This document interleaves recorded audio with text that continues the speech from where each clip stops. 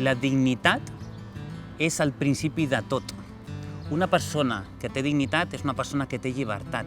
I garantir la dignitat és, entre altres coses, que un home i una dona puguin escollir el seu propi pla de vida. Això és el projecte ONA. Ocupació, necessitats bàsiques i apoderament. ONA neix de la idea d'ajudar també a les persones beneficiàries del Fons de Solidaritat poder sortir d'aquest fons.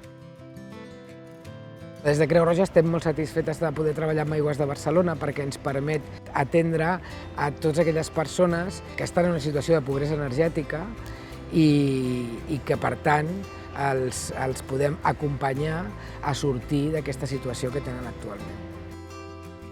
ONA, en aquest sentit, és un projecte diferent.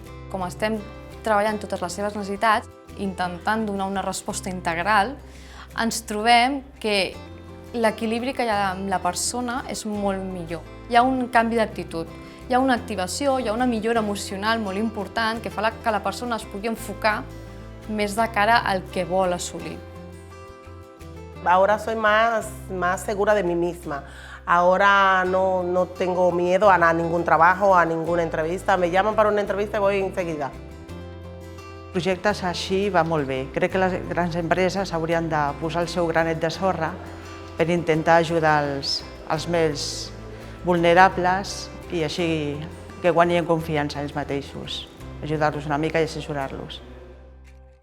Si tots i totes treballem pel bé comú, el resultat no pot ser diferent a reduir precisament aquesta vulnerabilitat present a la nostra societat.